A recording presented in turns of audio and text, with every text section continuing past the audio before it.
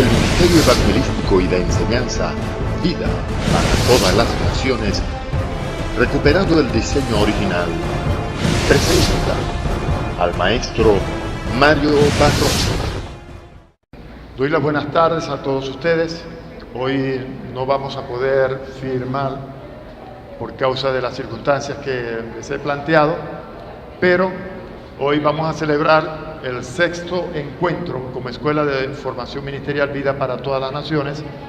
Estamos estudiando acerca de la petición que los discípulos le hicieran al Maestro acerca de la oración, cuando les dijeron: Señor, enséñanos a orar. Ya hemos tenido un primer encuentro, una primera enseñanza, y estuvimos analizando un poco lo que el Señor Jesucristo les responde a los discípulos cuando estos le piden que les enseñe a orar. Vamos a continuar hoy. Voy a resumir algunas de las cosas que encontramos acá.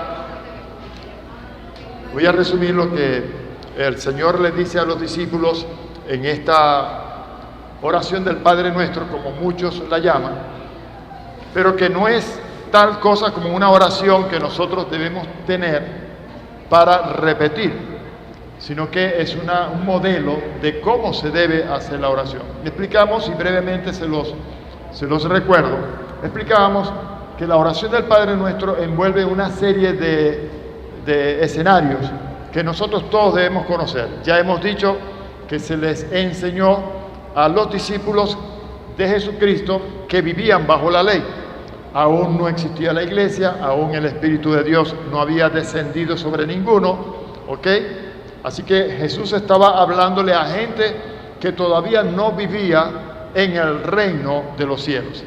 Estamos hablando entonces de gente que aún no había comprendido cuál era el propósito divino para con su vida. Aún muchos de ellos estaban pensando en que el reino de Jesucristo sería un reino terrenal. El caso de Judas, lo que llevó a Judas a vender, a traicionar a su maestro, fue la creencia de que Jesús establecería o levantaría un ejército para ir en contra del Imperio Romano, que les tenía a ellos bajo cautiverio, pues, por decirlo de alguna manera. Y Jesús no vino a establecer ese tipo de reino. Una de las cosas que nosotros entonces estuvimos viendo allí es que el reino al que se refiere Jesús era el estar Él como rey sobre la vida de las personas. Así que cuando nosotros estuvimos estudiando, mirando en la enseñanza anterior la respuesta de Jesús a sus discípulos, estuvimos viendo algunas cosas que debemos entender no tenían nada que ver con nosotros, la iglesia hoy, sino que eran cosas que el Señor Jesucristo mencionó para la gente de aquel entonces, para la gente de aquel contexto geográfico, cultural, ¿ok? Estamos entonces ubicados de que Jesús está hablándole a gente que pertenecían al pueblo de Israel, a los judíos, y no a la iglesia. La iglesia de hoy no tiene por qué repetir esta oración del Padre Nuestro tal cual como está escrita, sino que nosotros lo que debemos mirar en esta oración que el Maestro les enseñó a los discípulos es la forma en que debemos nosotros conducirnos ante la presencia de Dios.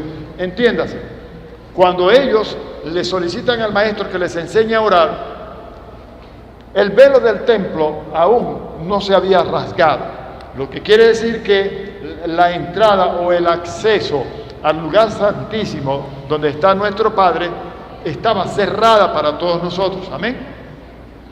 El velo del templo se rasgó de arriba abajo una vez que Cristo cumple el propósito divino, que era el entregar su vida en rescate por nosotros. Jesús se hizo nuestro sustituto en la cruz del Calvario. Él fue a la cruz del Calvario en nuestro lugar, tomando nuestro lugar como el Cordero de Dios, que quita el pecado del mundo. Así que cuando Cristo cumplió este propósito, una vez que Él muere, según nos narran las Escrituras, se rompe el velo de arriba a abajo, entendiéndose con esto de que el velo no se rompe de esta manera por causa del hombre, sino que se rompe por causa de Dios. Dios mismo rompió el velo que nos dividía a todos nosotros, el género humano, de su presencia. Y ahora, gracias a Cristo, todos nosotros podemos entrar con confianza, libremente, cuantas veces nos plazca, a la presencia misma de Dios. ¿Ok? Explicamos entonces que hay algunas cosas que se mencionan allí, de las cuales vamos a resaltar algunas en este resto del tiempo que nos queda de este encuentro. Y una de las cosas que estuvimos analizando allí fue que la gente, lamentable y tristemente, cuando está orando en la presencia del Señor, está incurriendo en una falta grave, gravísima, diría yo más bien, que es la de las vanas repeticiones. Explicamos que una de las cosas que Dios desea en nosotros, cuando nos dirigimos a Él a través de la oración, es que seamos coherentes al hablar. Explicamos que lamentable y tristemente mucha gente, cuando está orando ante Dios, y especialmente cuando lo está haciendo en público, dice cosas que no las diría normalmente cuando está hablando con alguna persona. Y decíamos que todos nosotros deberíamos aprender a ser coherentes, a pensar bien cada palabra que vamos a decir cuando estamos hablando con Dios. O es que Dios es alguien a quien nosotros debemos llegar para hablarle de la manera más desordenada que hay. Dios es un Dios de orden, ¿verdad?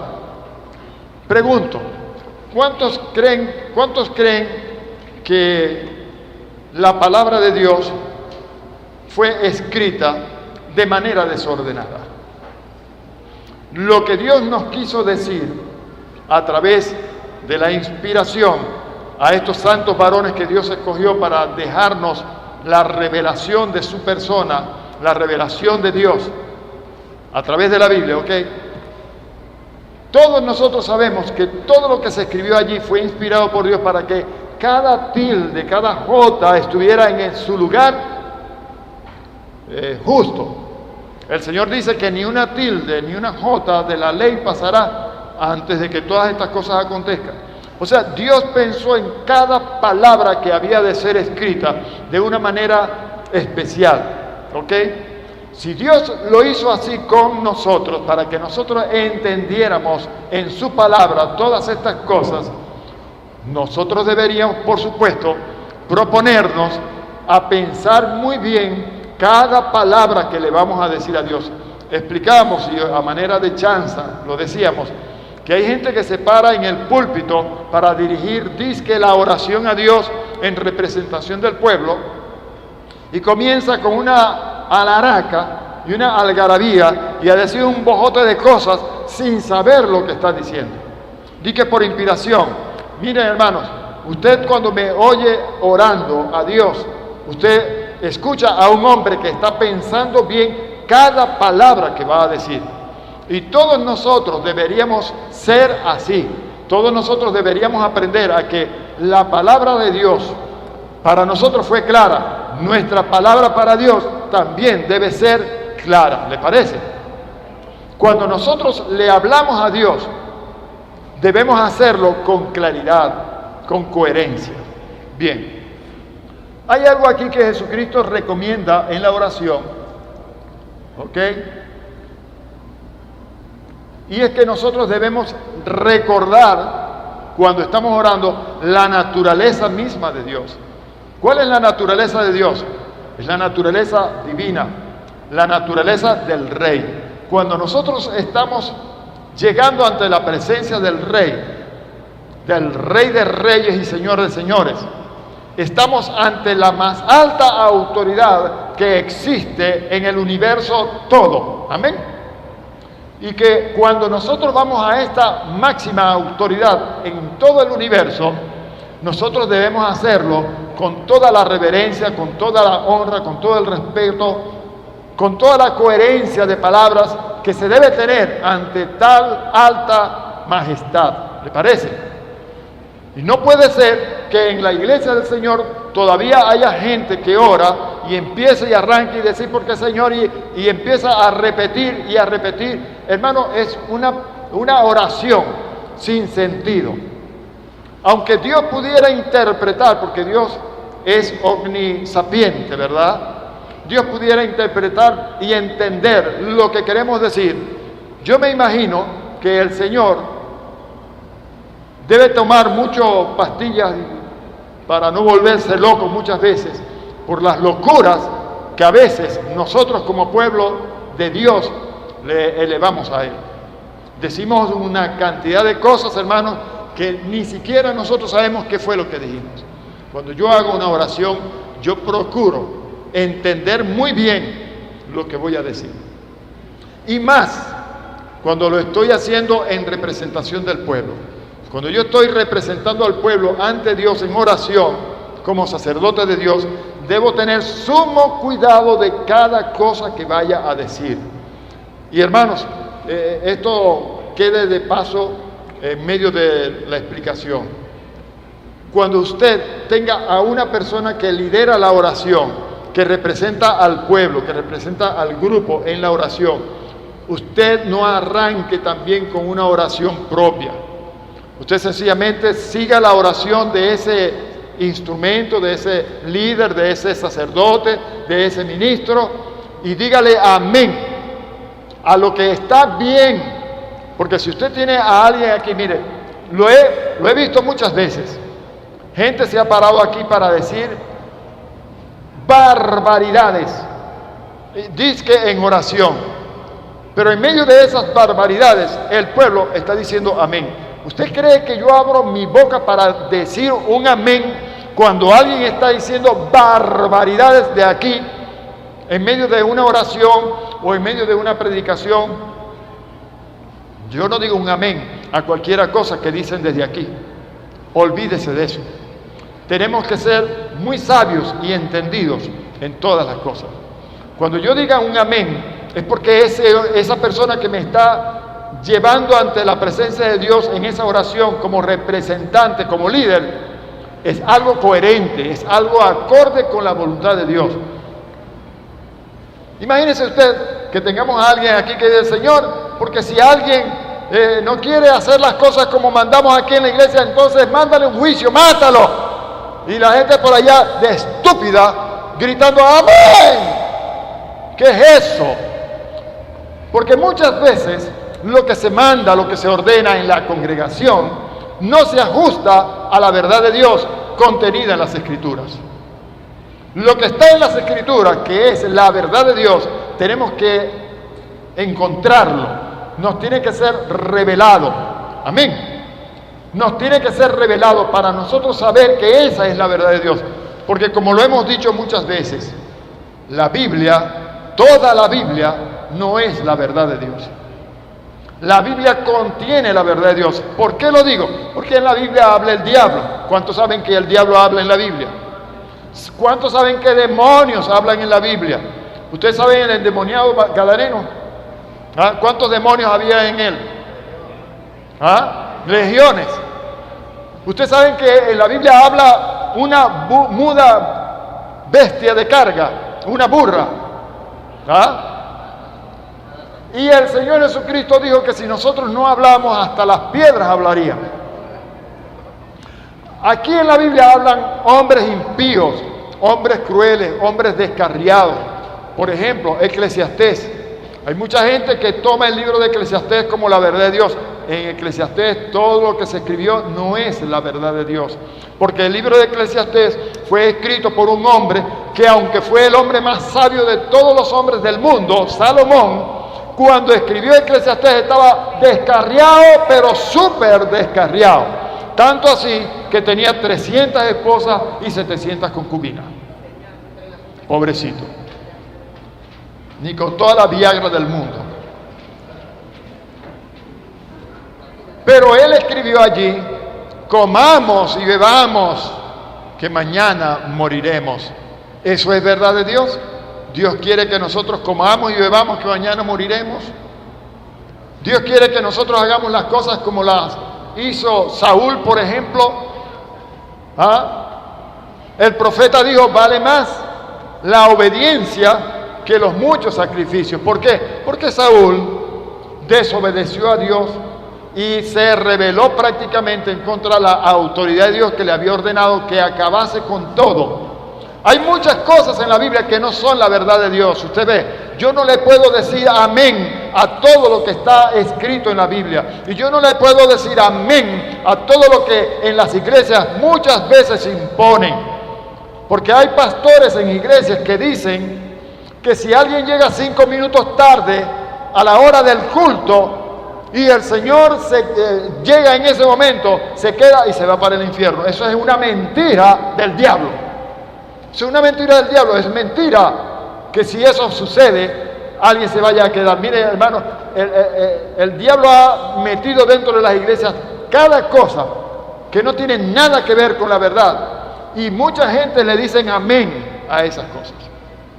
Entonces, entendamos pues que cuando nosotros estamos haciendo oración ante el Dios y Padre de nuestro Señor Jesucristo y nosotros estamos ante la más alta majestad que pueda existir en el universo. Pero lo más lindo de todo esto es saber, el poder entender que la más alta majestad de todo el universo, el creador del cielo y de la tierra, no solamente tiene un lugar santísimo celestial, sino que tiene un lugar santísimo también en nuestra propia vida. Somos el templo de Dios. Y no hace falta que nosotros arruguemos mucho la cara para tratar de atravesar las constelaciones y las galaxias de este vasto universo para llegar a su presencia, sino que nos arrodillamos, sentados, acostados, como sea, cerramos los ojos con los ojos abiertos o hablando palabras audibles o sencillamente pensándolo. Sabemos que Él nos oye, y si sabemos que Él nos oye, tenemos las peticiones que le hayamos hecho. Y sabemos que es alguien que está tan cerca de nosotros que prometió: estaré con vosotros todos los días de vuestra vida hasta el fin. Yo no entiendo cómo hay cristianos que piensan en Dios como alguien que está por allá tan lejos, en el tercer cielo, en un lugar más alto que el espacio sideral donde están todas las constelaciones y galaxias, y que bueno, que Dios no se está dando cuenta. Mire que Dios está caminando con usted a donde usted se meta. Usted lleva a Dios en su vida. Usted es el templo de Dios. Dios está en usted. Dios está viendo todo lo que hace usted. Dios está oyendo todo lo que habla usted. Dios está diciendo a través de su boca todo lo que habla usted. Hay muchas cosas. Nosotros debemos entender esto. ¿Ok? Bien. Hay mucha argumentación en muchas personas y hay muchas imperfecciones en todos nosotros. Reconocemos eso, sabemos que es una realidad, pero también sabemos que Dios, en medio de todas esas imperfecciones y en todas esas debilidades que tenemos, está haciendo un trabajo a través de la palabra que nos está revelando para que cada día seamos perfeccionados más y más. Y en este asunto de la oración, una de las cosas que Dios quiere que nosotros corrijamos con urgencia en este asunto de la oración, el pueblo de Dios está fallando mucho. ¿Lo sabía usted? El pueblo de Dios está fallando mucho.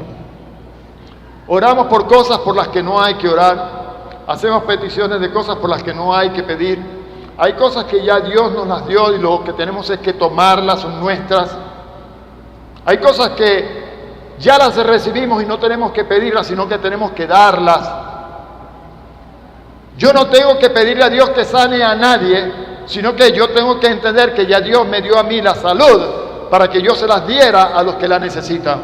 Pedro le dijo al cojo de la hermosa: no tengo plata ni oro, pero lo que tengo te doy.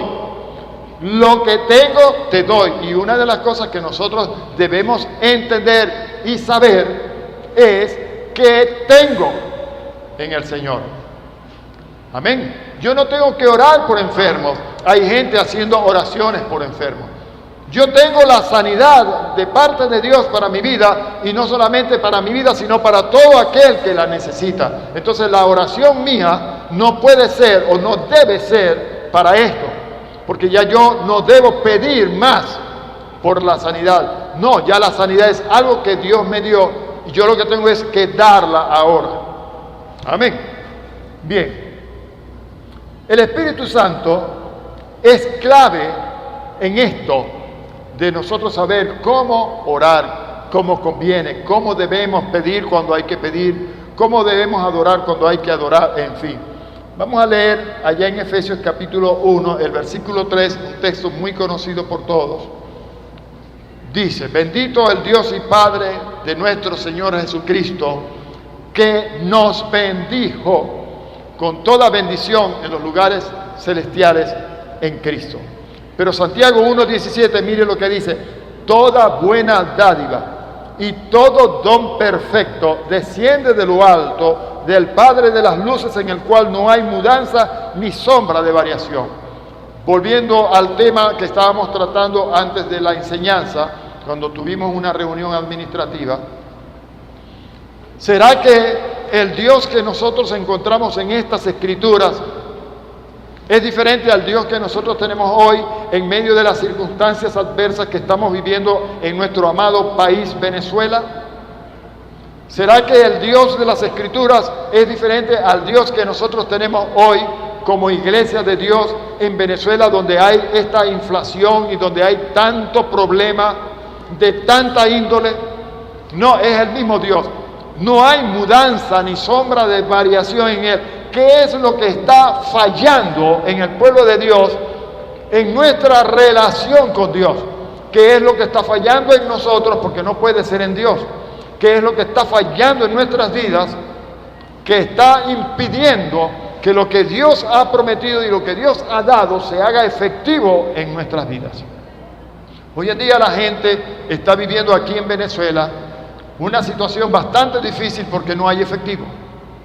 Y la gente literalmente anda pariendo el efectivo, viendo cómo hacer para conseguir efectivo. No hay efectivo. Una cosa insólita. Pero es que en Venezuela gandolas y gandolas cargadas con billetes han salido del país. ¿Quién las ha sacado? Yo no.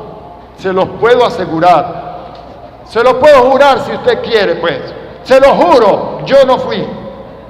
Pero alguien tuvo el poder y alguien tuvo la autoridad para poder sacar gandolas de billetes en efectivo de Venezuela hacia Colombia, hacia Brasil, hacia Perú, hacia todas partes del mundo, hacia China, hacia Japón.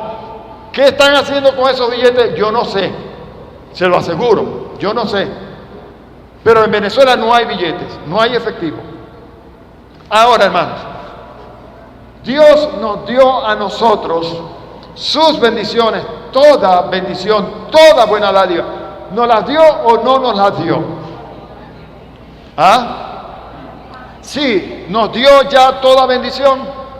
Dice Pablo: bendito el Dios y Padre de nuestro Señor Jesucristo, que nos bendijo tiempo pasado con toda bendición.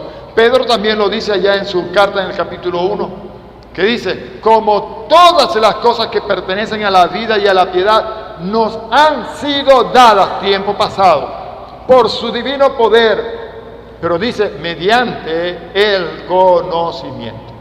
¿Qué está pasando hoy en día en muchas personas, en muchos de nuestros hermanos en la iglesia de Dios?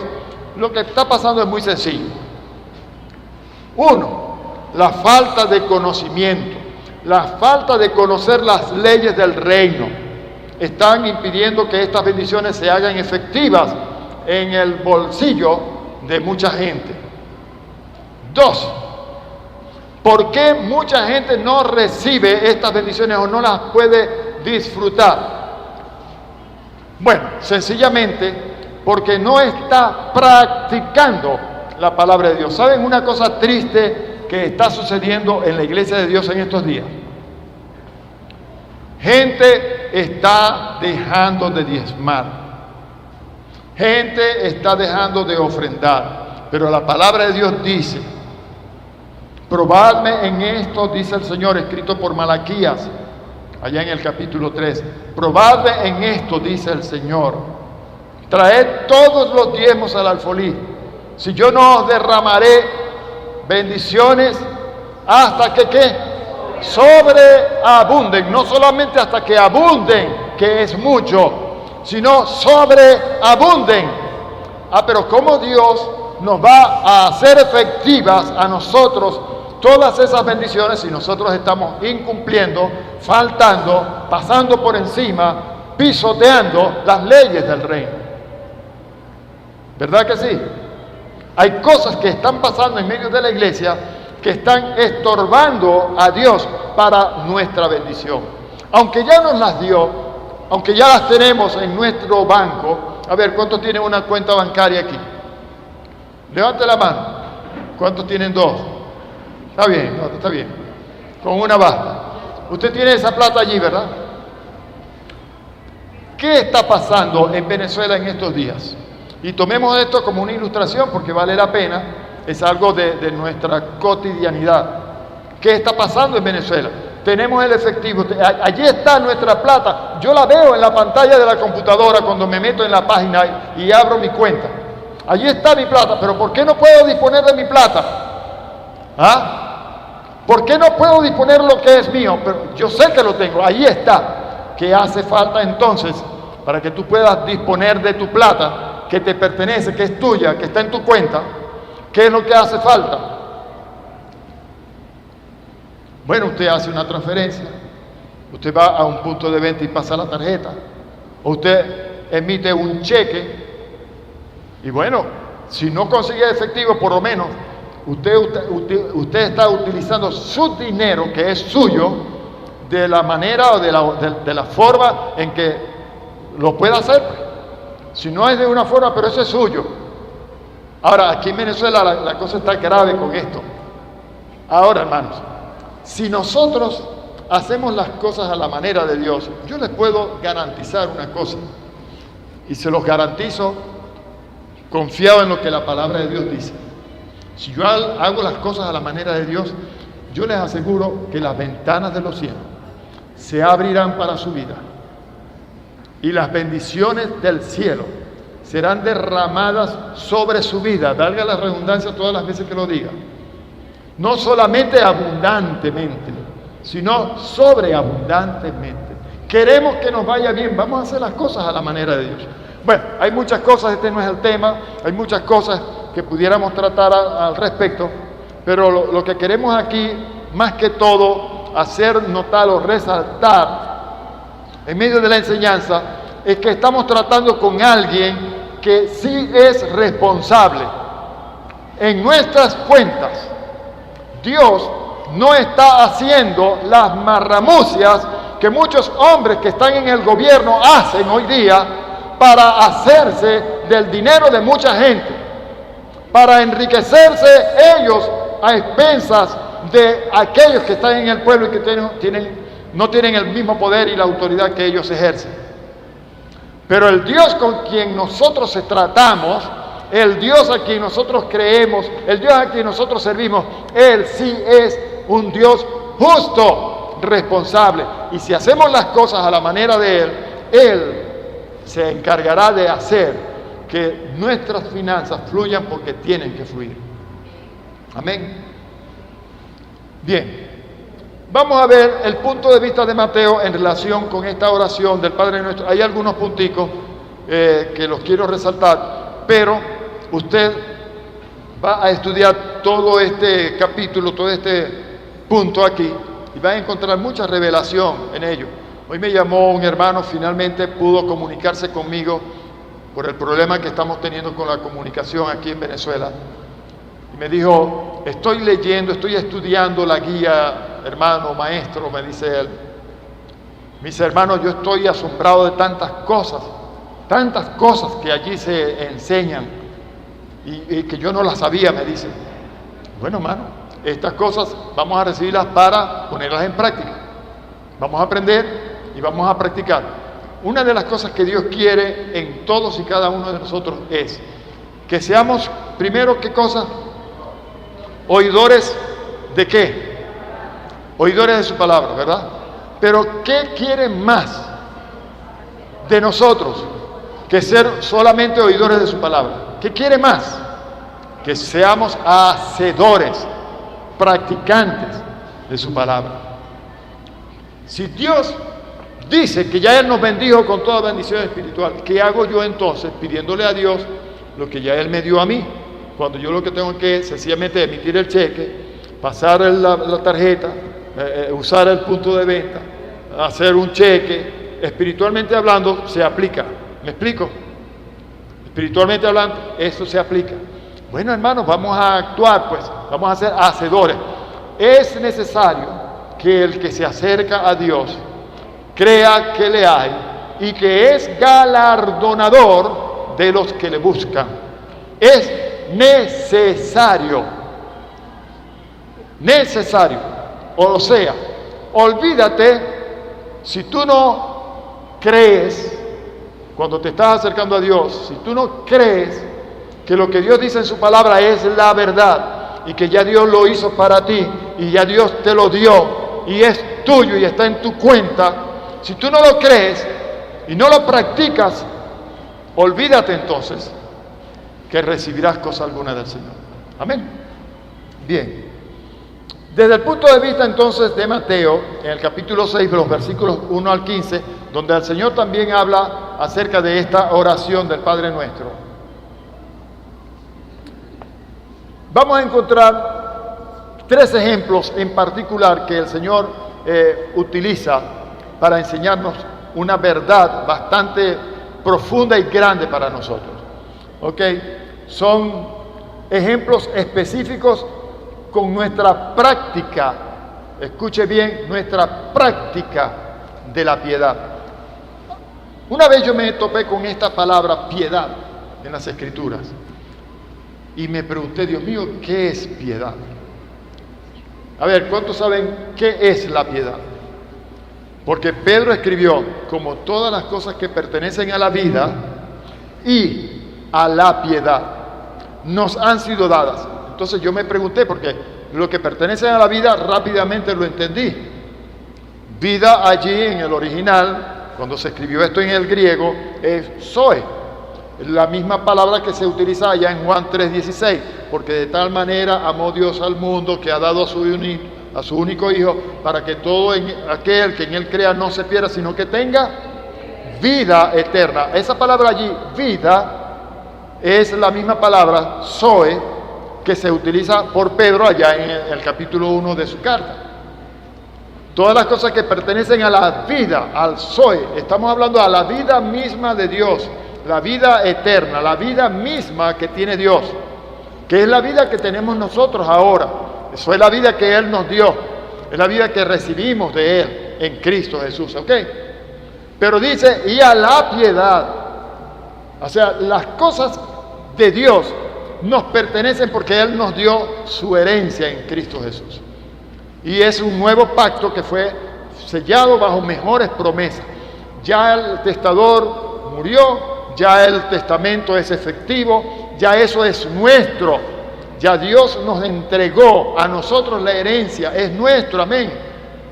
Pero hay herencias que aunque son nuestras, como lo escribió Pablo en la carta a los Gálatas, que aunque son nuestras, por causa de ser niños, no podemos disponer de ellas. Dice que entre tanto el heredero es niño, en nada difiere del esclavo, aunque es señor Kyrios, aunque es señor, dueño, amo de todo. Sin embargo, no puede disponer de ellos porque está bajo tutores y curadores. O sea, depende de los administradores para que le den de esos recursos, aunque son suyos, aunque le pertenecen. Y así pasa con nosotros. Todas las cosas que pertenecen a la vida ya nos han sido dadas, nos pertenecen. Pero añade, y a la piedad. ¿Qué es la piedad entonces? Piedad es el estilo de vida que hemos decidido seguir todos aquellos que hemos creído que Jesucristo es el Señor. Eso es piedad. Un estilo de vida cristiano. ¿Somos cristianos o no somos cristianos? ¿Cuántos son cristianos? Somos cristianos. Bueno, el cristianismo es un estilo de vida. Dice Pedro entonces, todas las cosas que pertenecen a la vida, o sea, a la vida misma de Dios, a Dios, y a la piedad, al estilo de vida que nosotros todos debemos llevar en Cristo Jesús. Vamos otra vez a Primera de Juan y vamos a verlo allí en el capítulo 2. ¿Cómo es que dice Juan?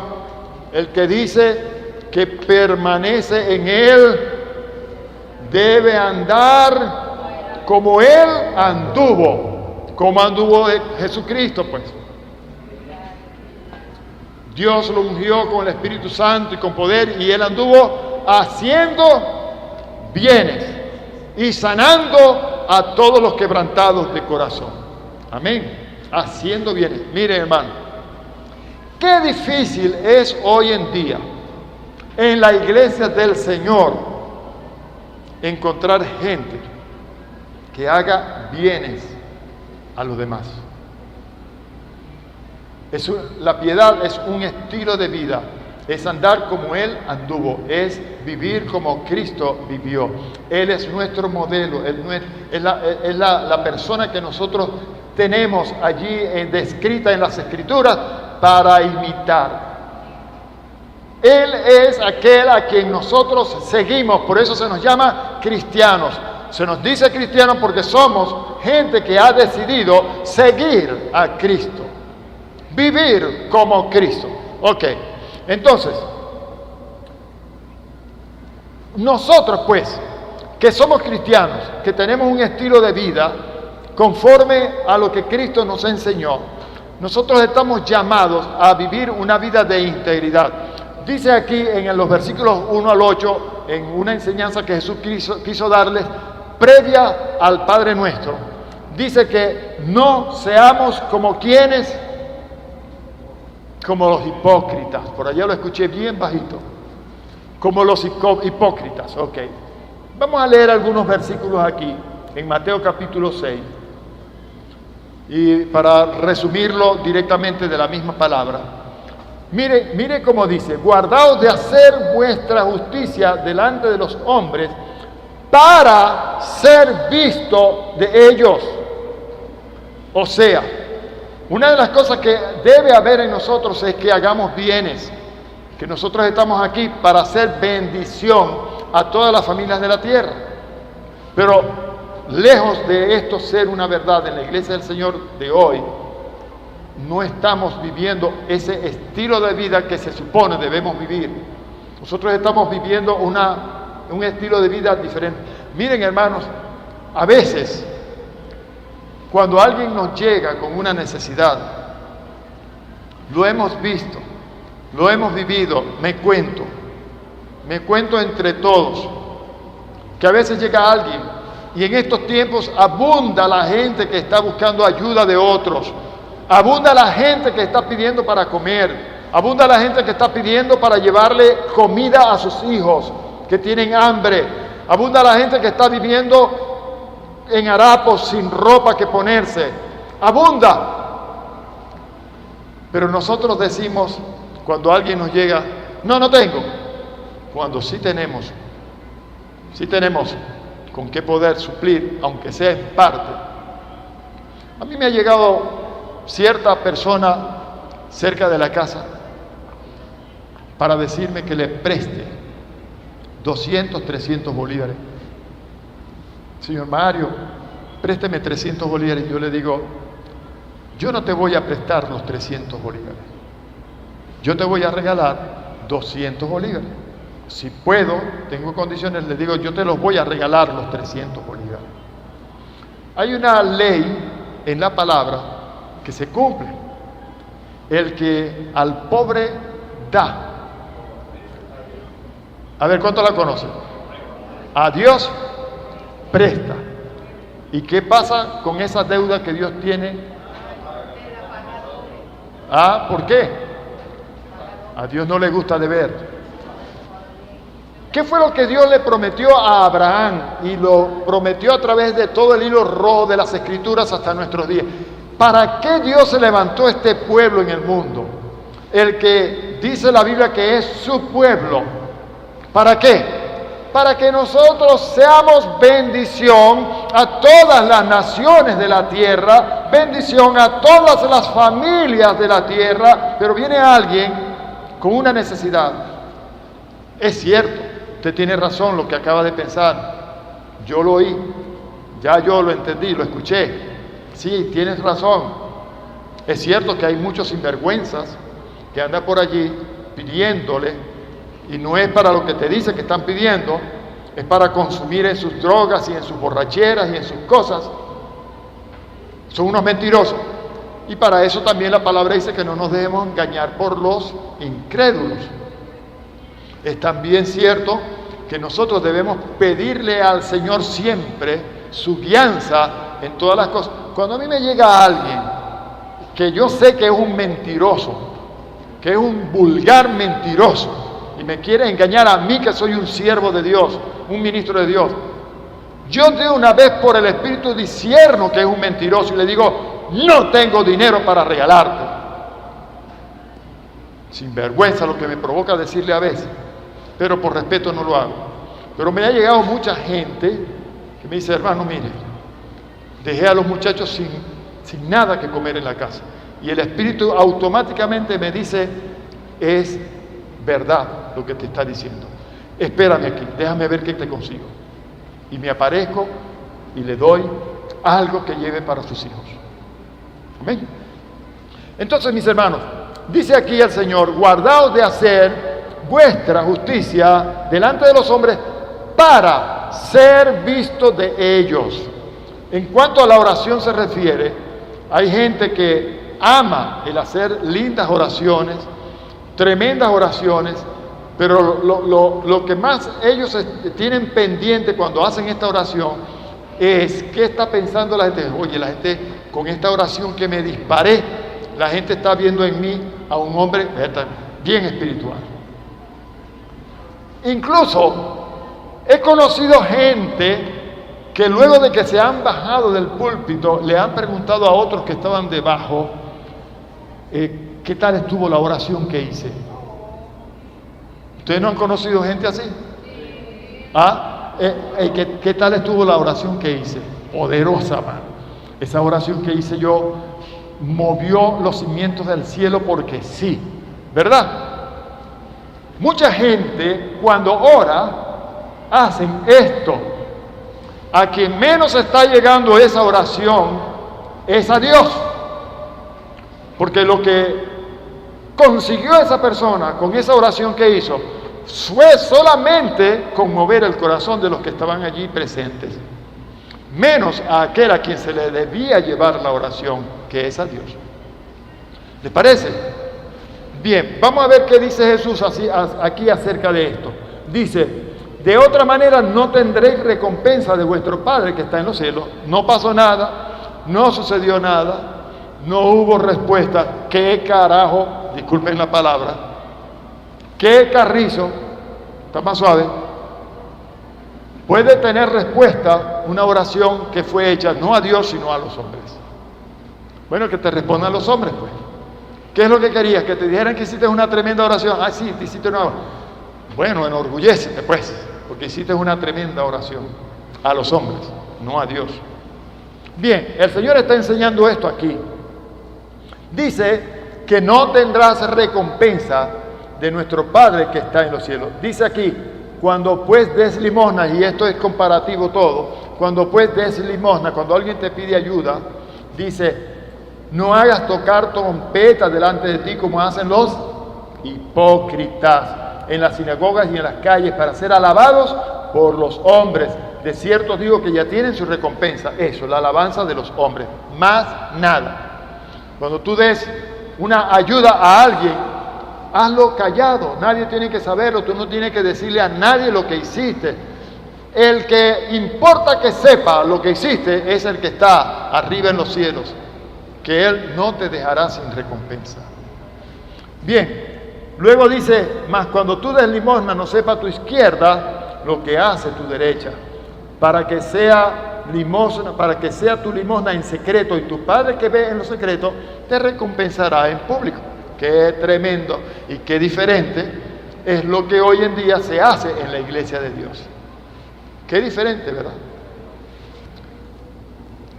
Hay gente por allí que, amén, yo alabo eso, lo aplaudo. Hay hermanos, hay iglesias que se han dado a la tarea de tener un día o dos o más de la semana para hacer comida y dársela a los que están pasando hambre en la calle. Hay mucha gente, pero mire, he visto a muchos de ellos que cuando lo hacen, lo primero que hacen cuando están repartiendo los platos de comida es tomar fotos y fotos y formas. ¿Saben para qué? Para el Facebook y para el Instagram. Ya tienen su recompensa. Ya tienen su recompensa. ¿Verdad que sí? Bueno, vamos a la oración en sí. Aunque esto aquí son detalles bien interesantes que el Señor quiere que nosotros resaltemos para entrar ahora a lo que dice el versículo 5. Dice: cuando ores, no seas como los hipócritas. Déjeme decirle algo acerca de los hipócritas aquí. Hipócritas es una palabra que deriva del griego hipócritas, de hipócritus. Se refiere a los personajes que trabajaban en teatros ambulantes de aquella época y que cada vez que ellos hacían una obra de teatro se colocaban una máscara sobre su rostro. Estas máscaras estaban preparadas o dispuestas con un dispositivo que transmitía de manera más lejana la voz que ellos emitían. Y la obra de teatro muchas veces se desarrollaba en preguntas y respuestas. Se hacían preguntas de parte de personas, se le daban respuestas, y muchas veces esas preguntas y respuestas denigraban de las personas mismas. Pero ¿qué pasa? Que estas personas muchas veces daban respuestas o hacían preguntas sobre otras personas, pero con su rostro cubierto para no ser vistos. Miren, hermanos, Dios quiere que nosotros seamos siempre transparentes. ¿Saben que es algo lamentable y triste en la iglesia del Señor? Que gente dentro de la iglesia, cuando hace oración al Padre, es como aquellos artistas de teatro que se ponían una careta y aparentaban ser una cosa que en realidad no son. Y así hay mucha gente en la iglesia de Dios que aparentan una cosa que en realidad no son para nada. Bien, dice que no seamos como los hipócritas, ¿ok? Porque ellos aman el orar en pie en la sinagoga, aman. Y después preguntan: ¿cómo te pareció la oración que me disparé? ¿Ah? ¿Cómo te quedó el ojo? Una guará de oración, muchacho. Se movió el cielo. Mira, si Dios no nos da lo que yo le pedí en esa oración, no la da nadie. ¿Con qué oración? ¿Con qué oración? No juegue. Soy lo máximo que hay orando. ¿Me explico? A lo mejor estoy exagerando un poco. Pero la realidad es que hay mucha gente que aman. Oye, me pasará el pastor a orar hoy con la congregación. Me pasará el pastor para ser yo el que dirija la oración. Aman eso. Hermanos, acuérdate siempre, Dios ama a aquel que en lo secreto derrama su corazón delante de Él. Y cuando Dios ve a esa persona que ama derramar su corazón delante de Él en lo secreto, ¿saben qué hace Dios con esa persona? Lo recompensará en público. Es más, Dios será quien lo honre. Pero el que hace lo contrario, hace la oración para ser visto de los hombres, para que la gente diga: oye, qué tremendo el hermano si es espiritual, qué bárbaro, ese no recibirá cosa alguna del Señor. Por eso es que yo digo muchas veces: hermano, yo no quiero la honra de los hombres, yo no quiero la alabanza de los hombres. Hermano, qué tremenda enseñanza.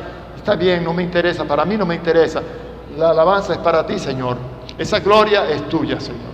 Me interesa la gloria que Dios me quiera dar. Es la única que me interesa. Amén. La alabanza de los hombres para nada la quiero. Seguimos, para que podamos. Dice más, tú, cuando ores, entra en tu aposento y cerrada la puerta, ora a tu Padre que está en secreto, y tu Padre que ve en lo secreto te recompensará en público. Amén. Bien. Aquí algo que ya hemos mencionado, no nos vamos a detener en esto, pero dice, y orando, no uses vanas repeticiones, como los gentiles, que piensan que por su palabrería serán oídos. Lo que ya hablábamos hace unos momentos. Hermanos, vanas repeticiones aquí se refiere no muchas veces al pedir la misma cosa en cada oración que nosotros elevamos al Padre, sino muchas veces al balbuceo, a la palabrería que a veces nosotros lanzamos en medio de la congregación sin saber ni siquiera lo que estamos diciendo. Bien. Luego dice aquí, el pan nuestro de cada día, dánoslo hoy. Cuando nosotros leemos el pan nuestro de cada día, dánoslo hoy, deberíamos pensar más bien, entendiendo el contexto en el que ahora nosotros nos encontramos, como iglesia del Señor, como el pueblo de Dios, como hijos de Dios, entendiendo bien ahora el contexto en el que nos encontramos, que nosotros pan nuestro de cada día no solamente significa el alimento, sino todas las cosas que nosotros necesitamos de Dios, porque Dios para eso nos bendijo con toda bendición espiritual en los lugares celestiales en Cristo, pero también todas aquellas cosas que necesitamos para la piedad, para nuestro estilo de vida, para el estilo de vida de nosotros como cristianos en este mundo. ¿Ok? Bien. Dice, y aquí en este puntico sí me quiero detener un poquito. No me voy a llevar mucho tiempo, pero dice el versículo 13 de este capítulo 6 de Mateo, y no nos metas en tentación, mas líbranos del mal, porque tuyo es el reino y el poder y la gloria por todos los siglos. Amén. Quiero detenerme aquí un momento porque esto se presta a mucha confusión. Otra vez les llamo a que se ubiquen en el contexto histórico-cultural en que Jesús les está enseñando cómo orar, ¿ok? Y no ubiquemos nosotros en nuestro contexto, que nosotros ahora somos el pueblo de Dios, la iglesia de Dios, miembros del cuerpo de Cristo. Nosotros somos hijos de Dios, no solamente por adopción, sino también porque Él nos engendró en sí mismo para ser sus hijos, y que nosotros hemos recibido como herencia toda buena dádiva y todo don perfecto. Todo lo que es de Dios ya nos ha sido dado, está en nuestra cuenta de nuestro banco que está en los cielos. ¿Ok? Bien. ¿Qué es lo que dice el Señor aquí? No nos metas en tentación. ¿Usted cree que Dios nos puede meter a nosotros en tentación? ¿Por qué? Como dice Santiago en el capítulo 1, ¿cuántos lo han leído? Allá Santiago en el capítulo 1, ¿cómo es que dice? No diga que alguno es tentado de parte de Dios. ¿Por qué? Dios no puede ser tentado por el mal, ni Él tienta a nadie. Entonces, ¿cómo es que Jesucristo nos está enseñando una cosa allá, pero Santiago, uno de los discípulos de Jesucristo, apóstol del Señor, nos está enseñando otra cosa diferente aquí? Hermanos, ¿qué es lo que el Señor Jesucristo nos está enseñando aquí en este modelo de oración? Pidamos a Dios que nos libre de la tentación. En otras palabras, que coloque siempre un cerco alrededor de nuestras vidas. ¿Qué es lo que dice la palabra? ¿Qué enseña? El ángel de Jehová acampa alrededor de los que le temen y les defiende. No es que nosotros le digamos, Señor, ya sabéis, no me vas a meter en tentación hoy. Vamos a Job. Y para no estar utilizando y buscando tantas citas bíblicas, allí las tiene usted en la guía. ¿Qué pasó con Job? ¿Quién fue el que le pidió a Dios autorización para meterse primero con los bienes de Job? ¿Quién? Satanás. Y cuando no logró que Job se rebelara en contra de Dios, quitándole los bienes, porque que tú lo has bendecido, lo tienes prosperado, y no hay quien no te sirve así, quien no te alaba así, imagínate. Pero mire, quítale la familia, quítale todo lo que tiene. Dios le dio autorización, pero Dios no fue quien metió a Job en esta tentación.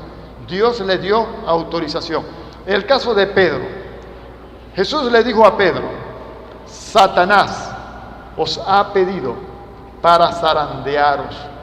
Pero Jesús añade algo allí a esto que dice: mas yo he intercedido en oración por vosotros para que no falléis cuando venga ese momento del zarandeo. ¿Qué pasó con Pedro? ¿Qué pasó con Pedro cuando vino el momento en que Jesucristo era entregado? El día que él fue entregado, la noche que fue entregado. Pedro salió huyendo, Pedro negó al maestro 3 veces, Satanás lo zarandeó y Pedro, mire, falló. Pero gloria al Señor, que es rico en misericordia, amén. Él es rico en misericordia. Bien interesante es esto, ¿no? Nosotros debemos siempre en nuestras oraciones clamar para que Dios ponga un cerco a nuestro alrededor. Nosotros debemos siempre tener la protección de Dios sobre nuestras vidas. En el mundo tendréis aflicción, pero confiad, yo he vencido al mundo. Nosotros debemos tener siempre claro en esto, en nuestras oraciones. Jesús enseña eso, 3 ejemplos bien básicos. Y una cosa que añade allí es acerca del perdón. Esto es algo difícil. Yo he tenido problemas con esto. ¿Okay? Yo he tenido problemas con esto. Yo no sé si usted, pero es difícil. Dice que perdonemos a los que nos ofenden. Porque si nosotros no perdonamos a los que nos ofenden, tampoco nuestro Padre que está en los cielos nos perdonará a nosotros nuestras ofensas. Y me decía mi hermana Fela hace unos momentos antes de comenzar la enseñanza, me decía que ella ha estado predicando en este último tiempo la necesidad de perdón que debe haber en la iglesia del Señor. No, hermano, yo no soy capaz, mi hermano. Sí eres capaz, hermano. Todos nosotros fallamos muchas veces por esto. Miren, en una oportunidad yo estaba predicando un seminario. Recuerdo que este seminario era acerca de escatología, los tiempos del fin, en una iglesia. Y bueno, ya cuando íbamos por el tercer, cuarto día de seminario, antes de comenzar a entregar la palabra, de repente la unción del Espíritu Santo estuvo sobre mí de una manera poderosa y me hizo fluir el Espíritu de Dios con el don de palabra de ciencia y palabra de sabiduría.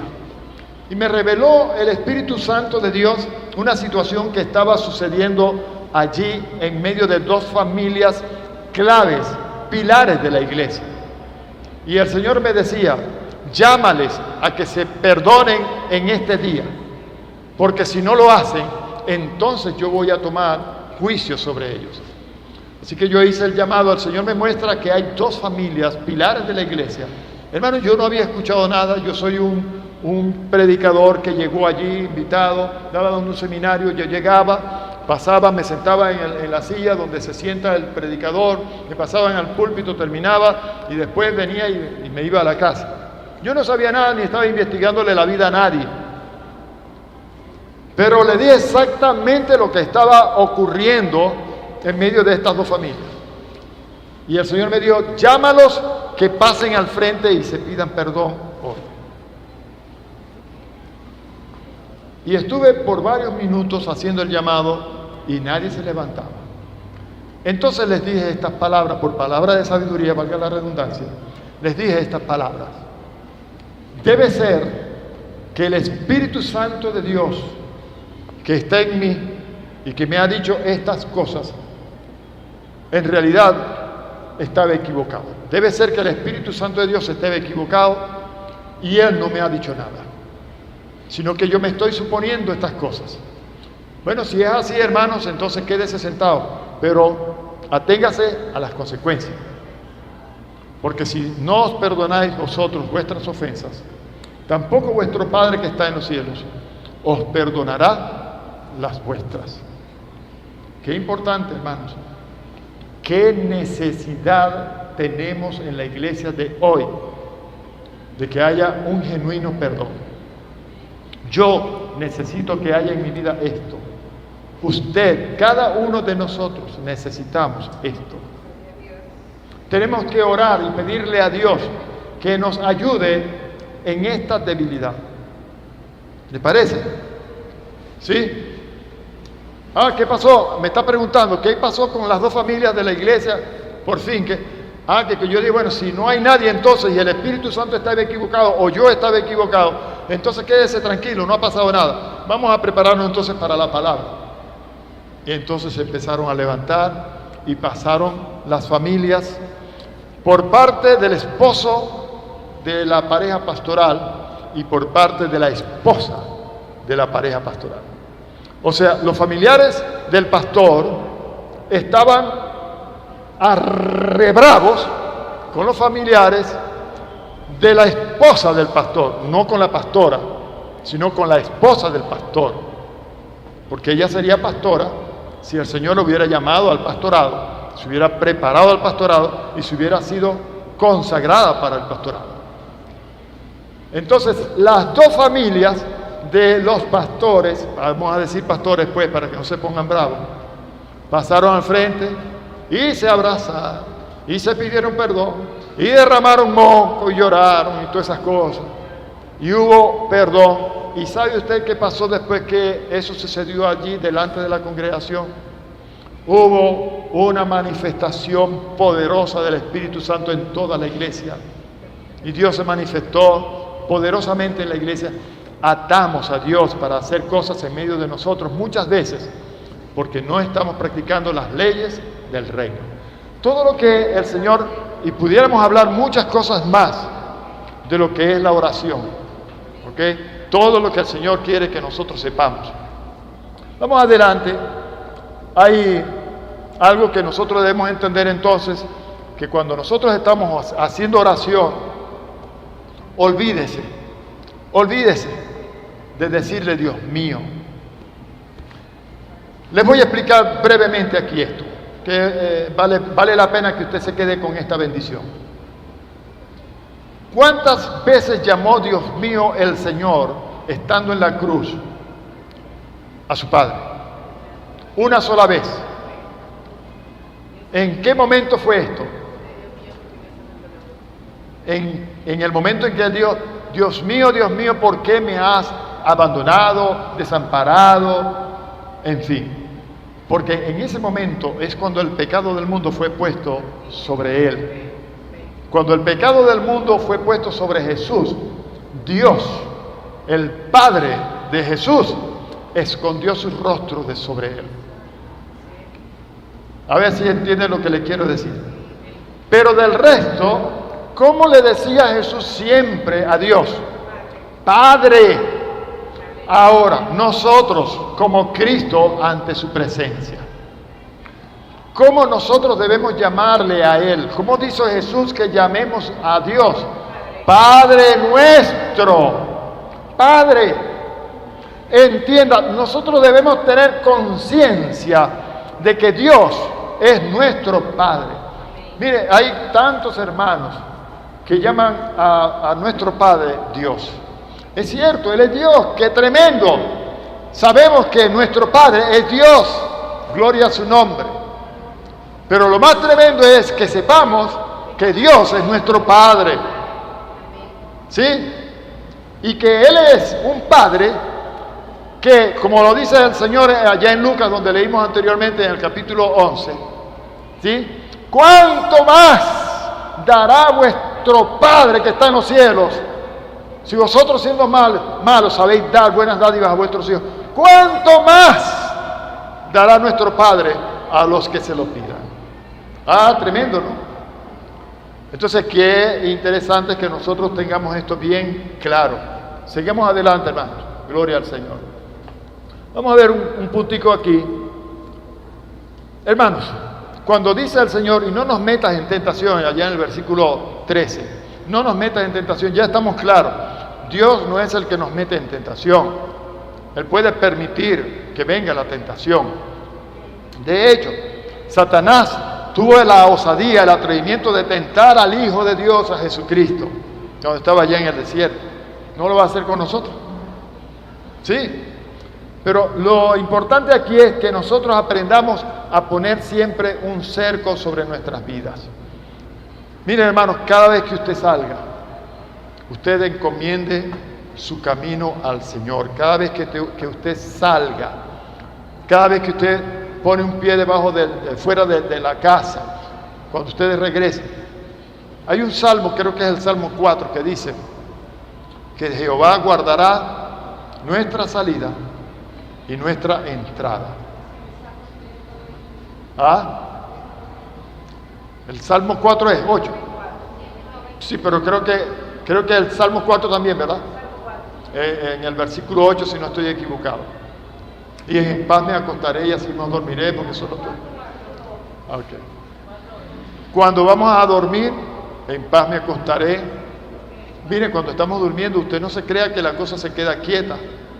Cuando estamos durmiendo, es mucha el ataque de las flechas del enemigo que vienen contra nuestra mente. Hay muchos sueños raros que vienen, que son causados por los dardos de fuego del maligno. Muchos sueños diabólicos, a veces en nuestras vidas.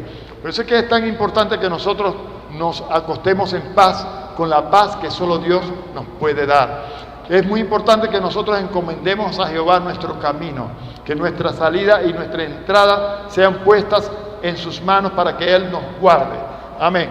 Miren, dice, vamos a leer allá en Santiago, que ya hablamos de esto, pero dice la porción del capítulo 1 de Santiago, los versículos 12 al 14. Bienaventurado el varón que soporta la tentación, porque cuando haya resistido la prueba, recibirá la corona de vida que Dios ha prometido a los que le aman.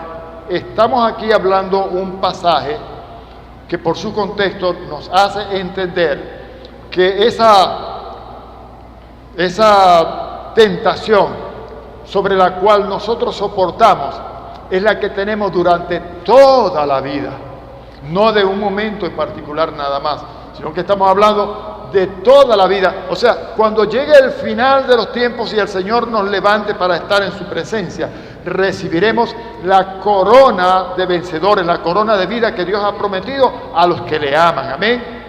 Y entonces añade, cuando alguno es tentado, no diga que es tentado de parte de Dios, porque Dios no puede ser tentado por el mal, ni Él tienta a nadie. Sino, ahora hermanos, para que esto quede más claro, sino que cada uno de vosotros es tentado cuando de su propia concupiscencia o deseos es atraído y seducido. Me explico. Satanás y todos sus demonios, ellos están siempre pendientes de nuestras vidas. No se crea usted que ellos no están al tanto de lo que usted está haciendo, de lo que a usted le gusta, de cuáles son sus debilidades. ¿Usted cree que Satanás y sus demonios no saben de qué es lo que a usted le llama más la atención? ¿Cuál es aquello por lo que usted a veces flaquea? Sí, Él sabe, Él conoce. ¿Qué hace entonces Satanás? Bueno, Él se mete precisamente por allí, por donde nosotros somos más débiles. Es por allí por donde Él más nos ataca. Es por allí por donde Él más se mete con nosotros. Nosotros sabemos que en capítulo 3, versículo 15 de Génesis, el Señor le dijo a Satanás que Él iba a herir a la simiente de la mujer en el calcañar. Y según el salmista, es una figura que se utiliza para darnos a entender que Satanás siempre iba a tratar de meternos zancadillas para hacernos caer. 7 veces caerá el justo, pero de todas esas 7 veces el Señor lo levantará. Amén. Hermanos, el Señor sabe que Satanás está pendiente de ver cómo nos hace caer. Lo importante aquí no es tanto en haber caído. El problema no está en caer. Lo importante es en saber levantarse después que uno cae. Porque ¿cuántos no han caído aquí? Gloria a Dios por usted que nunca ha caído. Gloria a Dios por usted, hermano, que nunca ha caído. Sí.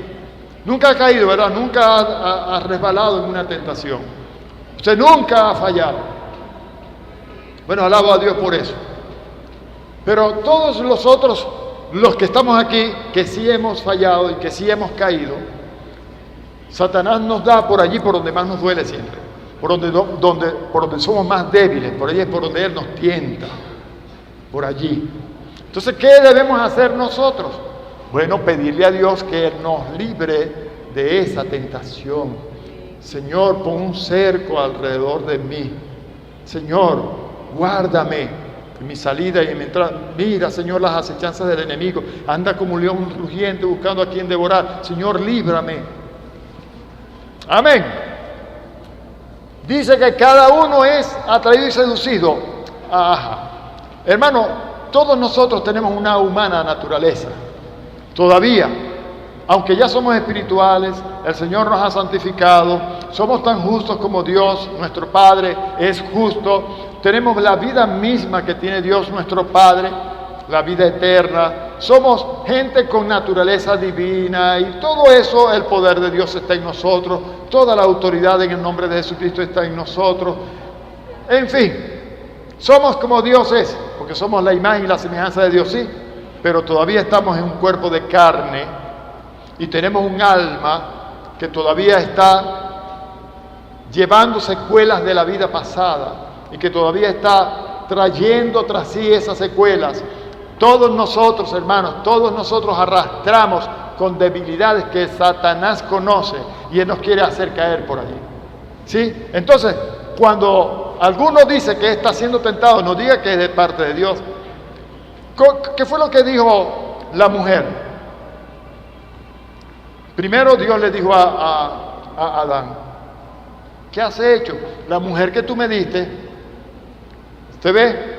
La mujer que tú me diste, en otras palabras, tú eres el culpable por haberme dado a esa mujer. Si me hubieras dado a otra, a lo mejor. ¿Sí? ¿Me explico? Él le vino a la mujer, muchacha, ¿qué fue lo que hiciste? La serpiente me engañó. Siempre queremos tirarle la culpa a otro. Siempre queremos echarle la culpa al otro. Nunca queremos reconocer nuestra propia culpa, pero aquí dice la palabra que cada uno es seducido cuando es tentado, cuando de su propia concupiscencia, de sus propios deseos es atraído y seducido. Alabado sea el Señor. Miren, hermanos, cuántas veces he tenido yo que cerrar los ojos y salir corriendo para no caer en la tentación. Y especialmente en aquellas tentaciones que son tentaciones sexuales. En las tentaciones sexuales, como siempre predica mi amado hermano y pastor Joel López, hay tentaciones, a las tentaciones sexuales no se les resiste, no se les enfrenta, sino que a ese tipo de tentaciones se les huye. Huye de las pasiones juveniles. Hay tentaciones a las que hay que huirle, ¿ok? Hay otras tentaciones, otras pruebas que hay que resistirlas. Ahora, la palabra resistir, lo explico de nuevo, la palabra resistir no significa lo que muchas personas pretenden o piensan, que es ser una especie de saco de boxeo sobre el cual el diablo viene a practicar muchas veces. Y resiste y resiste, y puño y puño y puño y puño, y él resiste y resiste. No. Resistir aquí no tiene nada que ver con aguantar golpes, aguantar trancazos. La palabra resistencia es un término que se utiliza de las estrategias militares cuando van a la guerra. El frente de resistencia es el que va adelante. ¿Qué es lo que va adelante en el frente de resistencia? La maquinaria pesada, los cañones, las ametralladoras, ¿ok? Lo que hace más daño. Y detrás de esas grandes máquinas, potentes máquinas, vienen entonces resguardándose los soldados para arremeter, para remarcar pues el trabajo de la guerra. ¿Ok? Entonces, la resistencia, en este caso de la tentación, es el ataque que nosotros tenemos que ejecutar en contra de aquello que está viniendo a nuestras vidas en ese momento. ¿Cómo lo vamos a usar? ¿Cómo lo vamos a hacer? Eso lo vamos a desarrollar un poco mejor en la próxima enseñanza, pero les adelanto algo. ¿Cómo lo vamos a hacer? Con el conocimiento que tengamos de la palabra. ¿Qué es lo que Pablo nos enseña allá en el capítulo 6 del libro o de la carta a los Efesios? Que nos vistamos con toda la armadura de Dios. Bueno, para culminar por hoy, hay mucha gente, porque yo lo he presenciado, yo lo he visto, hay mucha gente que ve esto de la armadura de Dios de la siguiente manera. Por supuesto, la armadura de Dios mucha gente la usa a través de la oración.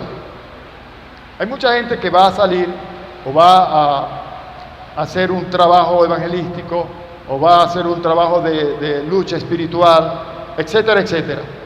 Y dice, bueno, vamos a vestirnos. Tienen un escaparate o un closet por allá con su armadura lista colgada de unos ganchos. Entonces comienzan imaginariamente a colocarse cada uno de los componentes de esa armadura. Bueno, ya me puse la coraza de justicia, ahora me puse el yelmo de la salvación, el apresto del evangelio, el cinturón de la verdad, el escudo de la fe, la espada. Empieza, ok, estoy listo. Hubo una iglesia que compró una armadura y tenían varias espadas y cosas. Y entonces en la guerra espiritual, los locos esos decían, agarraban las espadas. Mire, yo no me acerco por ahí por ese grupo de locos con espadas, tirando espadazos al aire así. ¿Quién les dijo a esos carrizos que eso es así, hombre? ¡Qué locura, hermano! Mire, hermano, esto no tiene nada que ver con nosotros ponernos y quitarnos una armadura todos los días, guardarla en el escaparate, en el closet y después volverla a buscar para volvernos a poner. Eso no tiene nada que ver con eso. Les adelanto brevemente, pero esto lo vamos a desarrollar mejor en la próxima enseñanza. El vestirnos con toda la armadura de Dios es lo que estábamos hablando al principio, antes de la enseñanza, allá con aquel grupito. Cuando estábamos allá atrás, recuerdan que hay tres cosas que nosotros debemos conocer muy bien. Una es la inspiración, otra es la revelación y la otra es la iluminación. La inspiración es lo que Dios usó por su Santo Espíritu con los hombres que escribieron las Escrituras para que lo que ellos escribieran fuera exactamente lo que Dios quiso que se escribiera. Lo que se dijo, lo que se hizo, lo que se habló. Todo eso Dios quiso que allí quedara plasmado. La inspiración te garantiza que todo lo que se escribió fue la voluntad de Dios que se escribiera, aun cuando lo que se escribió no fuera la verdad de Dios. ¿Me explico? Para eso entonces necesitamos la revelación. La revelación te permite descubrir la verdad que está contenida en eso que Dios inspiró y que se escribió. Cuando tú descubres la verdad, conoces la verdad, la conoces, tienes ahora que entenderla, y eso es lo que hace la iluminación. La iluminación, los ojos de nuestro entendimiento, dice allá en Efesios capítulo 1, que Dios alumbre los ojos de nuestro entendimiento. La iluminación sencillamente te permite entender la verdad que acabas de descubrir, que Dios quitó el velo para que vieras, de lo que se escribió por inspiración. Ahora lo entendemos. El ponerse, el vestirse toda la armadura de Dios es esto: entender la verdad de Dios que acabas de descubrir en todo aquello que por inspiración del Espíritu escribieron los santos varones de Dios. Cuando tú entiendes lo que es la coraza de justicia, cuando tú entiendes lo que es la coraza de justicia, ¿dónde se pone la coraza de justicia? En el pecho, ¿verdad? ¿Qué hay en el pecho? ¿Qué es lo que protege la coraza en un soldado? Los órganos vitales: corazón, pulmones, hígado, estómago, etcétera, etcétera. ¿Sí? Pero pensemos solamente en el corazón. El corazón, para nosotros, ¿de qué habla? De las pasiones, de las emociones, de los sentimientos. Amén. ¿Sí? Cuando nos ponemos la coraza, muchas veces hay gente en la iglesia que dicen: yo hoy no quiero ir a la iglesia, pues no siento ganas. Por decir un ejemplo, entre tantas miles de cosas que pudiéramos decir. Hay mucha gente que vive un evangelio de cientos y no siento. Si siento, no siento. Hermano, yo siento del Señor decirte esto.